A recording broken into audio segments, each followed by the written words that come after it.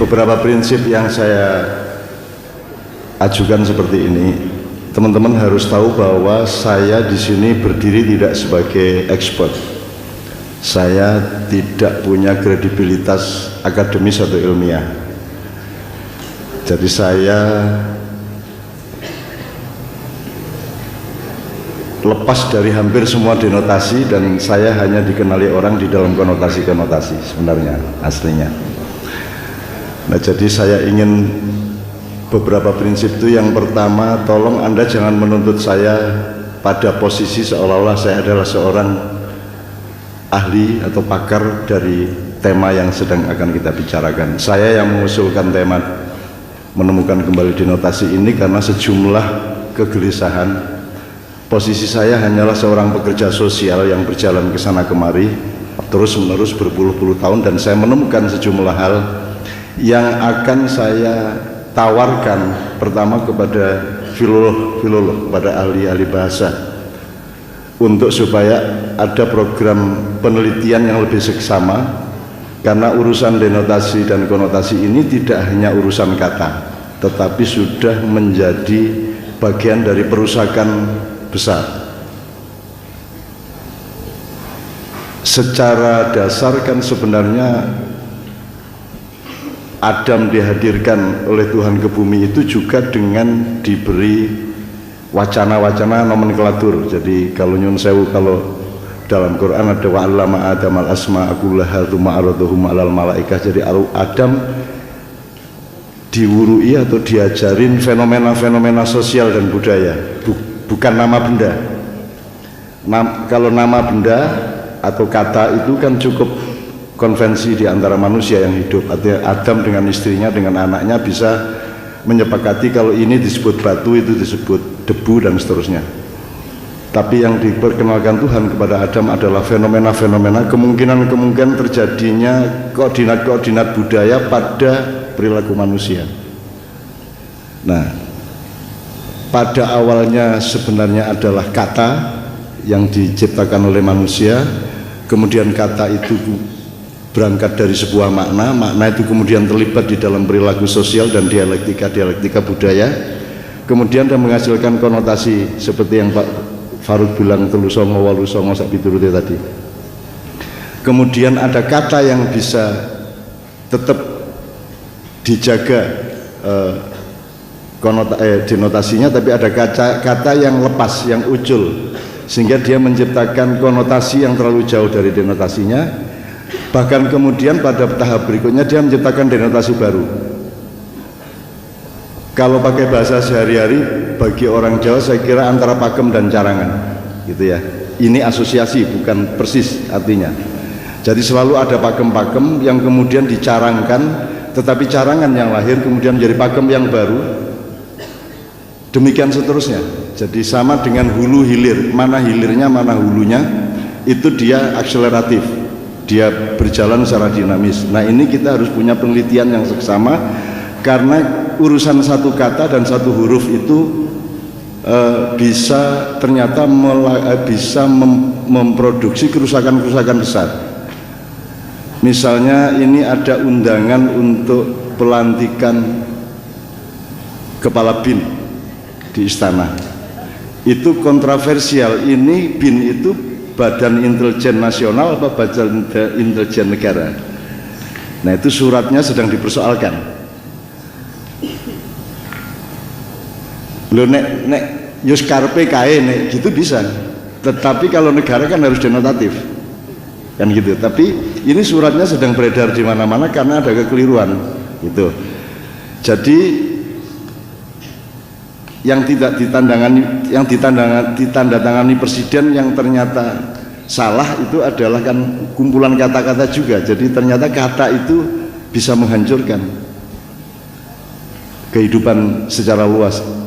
Pak Manu Jayatmaja mengatakan kepada saya, dia seorang filolog langka di Indonesia dan di dunia. Bahkan saya menganjurkan beliau untuk membuat buku yang saya kasih judul Bahasa Penghancur Negara. Jadi misalnya beliau punya asumsi bahwa kita ini budayanya menjadi, struktur budaya masyarakat Indonesia ini menjadi tidak komunal lagi dan tidak bebrayan lagi kalau bahasa Jawanya.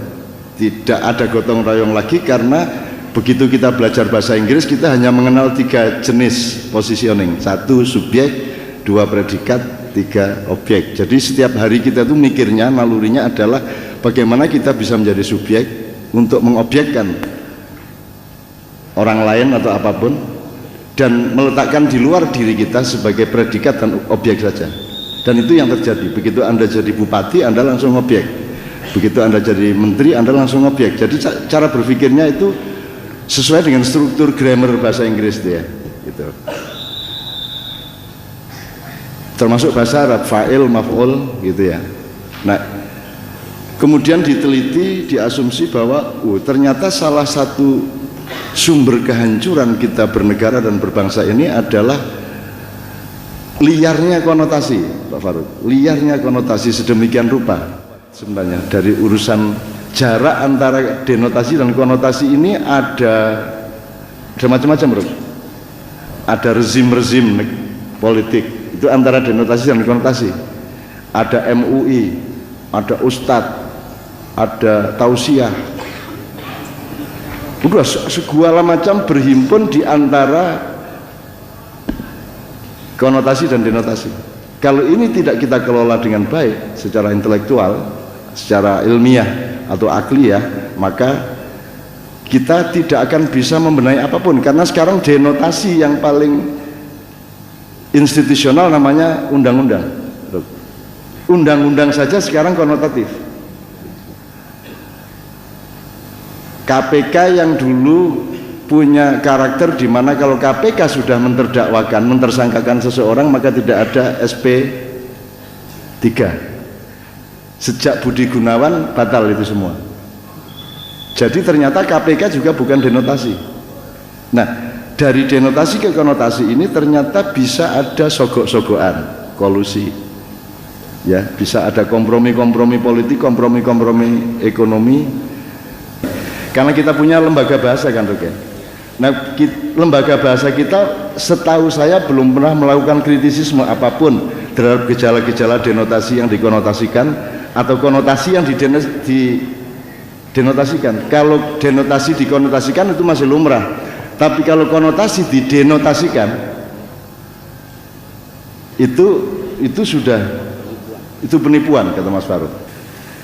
Jadi kan gini, apalagi sekarang kita ini gini, karena kita ini udah nggak bisa membedakan mana konotasi mana denotasi. Hampir di segala bidang, dari kehidupan bernegara, hukum, politik, ekonomi, dan terutama agama, itu juga konotasinya bergelimang nggak karu-karuan loh. Agama itu maha konotasi. Itu.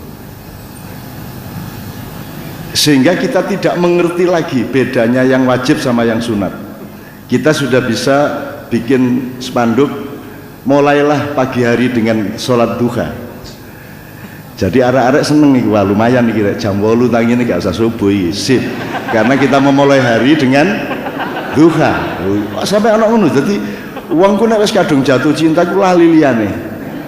Kalau sudah cinta sama hidung itu dia lupa bahwa ada pipi di kiri kanannya gitu loh. Itu. Orang Indonesia itu punya kecenderungan lebay seperti itu. Punya kecenderungan untuk huluun dalam Al-Quran, berlebihan. Kalau junjung berlebihan, kalau beleskake berlebihan. Sehingga sekarang kita dikepung oleh rasa benci satu sama lain. Berbeda sedikit langsung melahirkan kebencian, terutama antar kelompok. Oleh karena itu yang saya lakukan selama ini adalah mengotentikkan diri kembali, menemukan denotasi-denotasi kembali.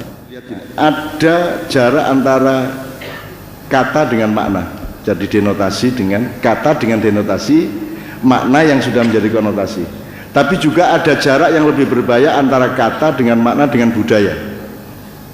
Ini gejala kedua. Jadi kata dengan makna, kemudian kata dengan makna dengan budaya. Budaya itu ketika sebuah konotasi diaplikasikan. Contohnya gini aja deh. Siapa saja yang mengembangkan sesuatu itu kan disebut developer dalam bahasa Inggris. Jadi sebenarnya seorang mujtahid atau seorang inovator itu kan juga developer. Dan kewajiban manusia secara hakiki adalah dia oleh Allah diberi tradisi untuk memuai, tradisi untuk berkembang, meskipun dengan batas masing-masing. Kalau badan Anda berkembang sampai usia katakanlah 22-23, itu pun tidak semuanya diregulasi secara sama. Jadi sering di Mayan saya bilang, yang di sini dikembangkan, yang di alis enggak. Alis ini tidak ditumbuhkan, tidak dimuaikan. Sing nisor kuwi nek kok cukur berkembang, nek ora kok cukur ya panggah semono. Iya, itu sunnah namanya. Tanganmu berkembang senada seirama dengan tinggi badanmu, tapi ada satu barang yang oleh Allah dibiarkan dindek cepet-cepet. Kuwi nek kedawan iso dicandol-candol ke cagak gitu ya. Nah itu oleh Tuhan di stop. Jadi sebenarnya prinsip hidup ini kan gerak ya. Oleh Tuhan dibikin konsep hidup itu pemuaian, hidup itu pertumbuhan, hidup itu perkembangan, hidup itu apa namanya dinamika, kan gitu. Life is movement, kan gitu kan, selalu bergerak. Tetapi sekarang yang disebut developer itu siapa? Sekarang sudah kita persempit, jadi ada denotasi yang konotasinya mengabstrakkan, ada denotasi yang dikonotasikan menjadi lebih menyempit sama sekali. Sekarang yang disebut developer itu ya sehingga ya omah itu. Jadi kalau lainnya di wilayah lain, dalam konteks lain kita juga developing, kita nggak akan disebut developer. Ini kan wis munggel, ini kan memotong betul makna kata. Jadi developer itu ya sehingga ya omah itu. Lagian ini serah mungkin Faruk kalau aku jadi developer nggak mungkin. Apalagi terakhir-terakhir ada dagelan tentang developer, karena masyarakat neraka dan surga itu kan mereka kan bersaudara, dulu satu kampus juga, sesama parpol juga kan gitu kan. Tapi ada yang ke neraka, ada yang ke surga, bahkan ada yang saudara kandung gitu kan, tapi satu di surga satu neraka, sehingga mereka membutuhkan silaturahmi dan semacam mudik satu sama lain, sehingga mereka mengambil keputusan setelah musyawarah antar perutusan masyarakat surga dan neraka. Akhirnya diputuskan masing-masing penghuni punya kewajiban untuk membuat jembatan separuh-separuh.